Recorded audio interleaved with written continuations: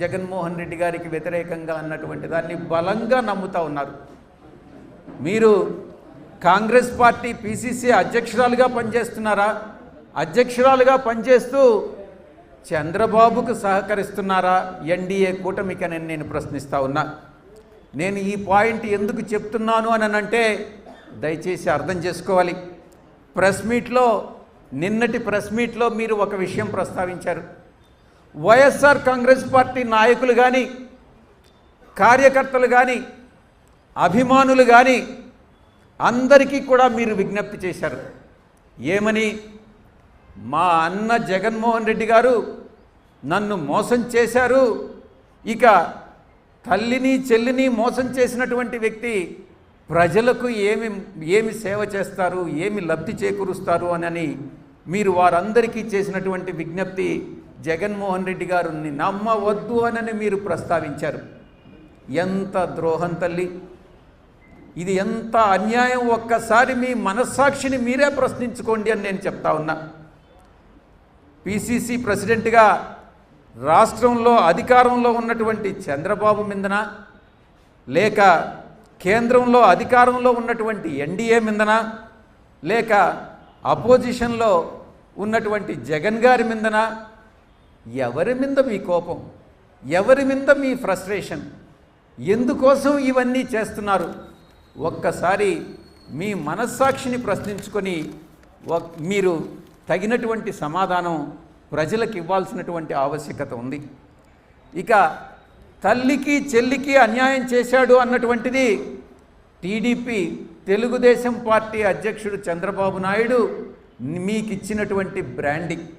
మీరు చేయాల్సినటువంటి బ్రాండింగ్గా చంద్రబాబు నాయుడు ఇచ్చినటువంటి అజెండాని మీరు అమలు చేస్తున్నారన్నటువంటి విషయంలో ఎవరికీ ఎటువంటి సందేహం లేదు. ఆ అజెండాని మీరు నెత్తి మీద పెట్టుకొని దాన్ని 1.5 కోటి కుటుంబాల్లో ఆంధ్ర రాష్ట్రంలో ఒక్క విషయాన్ని మీరు మర్చిపోతూ ఉన్నారు. ముఖ్యమంత్రిగా ఉన్నప్పుడు జగన్మోహన్ రెడ్డి గారు ఆంధ్ర రాష్ట్రంలో ఉన్నటువంటి 1.5 కోటి కుటుంబాలకి 80 లక్షల మంది అక్క చెల్లెళ్లకు ఆసరా కానీ 45 లక్షల తల్లులకు అమ్మఒడి కానీ అక్క చెల్లెళ్లకు అమలు చేసినటువంటి గొప్ప ముఖ్యమంత్రి శ్రీ జగన్మోహన్ రెడ్డి గారిని, అటువంటి ముఖ్యమంత్రిని భారతదేశంలో ఎక్కడైనా ఎప్పుడైనా మీరు చూశారా అని నేను ప్రశ్నిస్తా ఉన్నా. జగన్మోహన్ రెడ్డి గారి పట్ల మహిళల్లో వ్యతిరేకత పెంచాలి అన్నటువంటి ఒకే ఒక దృక్పథంతో చంద్రబాబు నాయుడు అందుకు మిమ్మల్ని వాడుకుంటున్నాడు అన్నటువంటిది మీరు గమనిస్తే మంచిది అని నేను మీకు విజ్ఞప్తి చేస్తా ఉన్నా. ఇంట్లో ఉన్నటువంటి తల్లికి చెల్లికి న్యాయం చేయనటువంటి జగన్మోహన్ రెడ్డి బయట అక్క చెల్లెమ్మలకి తల్లులకి ఏం చేస్తారని మీకు చంద్రబాబు కలిసి జగన్మోహన్ రెడ్డి గారి మీద వేయాలనుకున్నటువంటి ముద్ర ఇది అని నేను చాలా స్పష్టంగా చెప్తా ఉన్నా.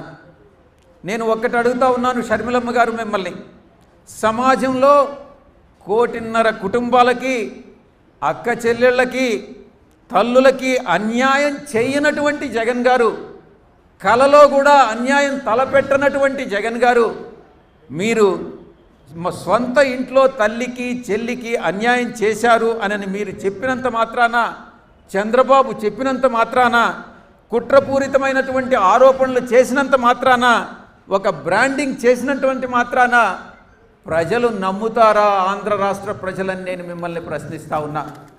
ఒక్కసారి మీరు మీ ఆత్మవిమర్శ చేసుకోండి. ఇంకొక ప్రశ్న అడుగుతా ఉన్నాను షర్మిలమ్మ గారు, గుండెపైన చేసుకొని మీరు చెప్పండి, మీ అంతరాత్మ సాక్షిగా మీరు చెప్పండి షర్మిలమ్మ గారు, మీ నాన్న చనిపోయేదానికి స్వర్గీయ రాజశేఖర రెడ్డి గారు, ఉమ్మడి ఆంధ్ర రాష్ట్ర ప్రజల అభిమాన నాయకుడు శ్రీ వైఎస్ రాజశేఖర రెడ్డి గారు చనిపోయేదానికి కారకులు ఎవరో మీకు తెలియదా? అటువంటి కారకులైనటువంటి వారితో చంద్రబాబు నాయుడుతో మీరు కుమ్మక్కయ్యారు. మీరు కలిసి జగన్మోహన్ రెడ్డి గారి వ్యతిరేకంగా మీరు కుట్ర చేస్తున్నారు అని అంటే మీకు అవమానంగా లేదా అని ప్రశ్నిస్తా ఉన్నాను షర్మిలమ్మ గారు. దీనికి మీరు ఒక్కసారి ఆలోచించుకోండి.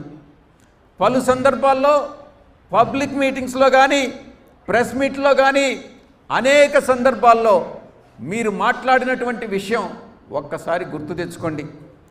దీనికి మా యొక్క తండ్రి మరణానికి చంద్రబాబు నాయుడు కారకుడు అనని పలు సందర్భాల్లో మీరే ప్రెస్ మీట్లో చెప్పారు. ఆ విషయాన్ని మీరు ఒక్కసారి గుర్తు తెచ్చుకోండి. ఇంకొక విషయం, ఎంత దుర్మార్గం అమ్మా ఇది. మీ తండ్రి మరణానికి కారకుడైనటువంటి వ్యక్తి చంద్రబాబు నాయుడుతో మీరు కుమ్మక్కు కావడం, అదే కాంగ్రెస్ పార్టీ ఎవరైతే ఏ కాంగ్రెస్ పార్టీకి ముఖ్యమంత్రిగా రాజశేఖర రెడ్డి గారు పనిచేశారో ఆ కాంగ్రెస్ పార్టీయే ఈయన మరణానికి కారకులైనటువంటి ఆ కాంగ్రెస్ పార్టీలో మీరు పిసిసి అధ్యక్షులుగా పనిచేయడం, ఆ మరణానికి కారకుడైనటువంటి చంద్రబాబు నాయుడుతో మీరు కుమ్మక్కు కావడం ఎంత దుర్మార్గం షర్మిలమ్మ, ఒక్కసారి ఆలోచించుకోండి. కరెక్ట్గా ఒక్కసారి మీ అందరికీ కూడా నేను విజ్ఞప్తి చేస్తూ ఉన్నా.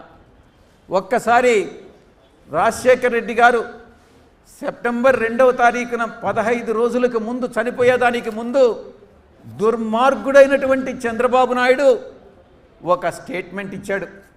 మీరు ఒక్కసారి తిరిగి రికలెక్ట్ చేసుకోండి. రాజశేఖర రెడ్డి అనేటటువంటి వ్యక్తి సావు ఆయన త్వరలో దుర్మార్గమైనటువంటి చావు చస్తాడు అని చంద్రబాబు నాయుడు స్వయంగా ప్రకటించాడు. దీన్ని బట్టి అర్థం చేసుకోవచ్చు, చంద్రబాబు నాయుడే స్వర్గీయ రాజశేఖర రెడ్డి గారి మరణానికి కారకుడనని. ఆయనతో మీరు చేతులు కలపడం, కలిసి పనిచేయడం, ఆయన్ని కలిసేదానికి, ఆయన్ని ఇంప్రెస్ చేసేదానికి ఒక పసుపచ్చ చీర, తెలుగుదేశం పార్టీ కలర్ చీరని కట్టుకొని ఆయన్ని కలిసి ఆయన్ని అభినందించడం, ఆయనతో చర్చలు జరపడం, ఆయనతో కుట్రలు చేయడం ఇంతకన్నా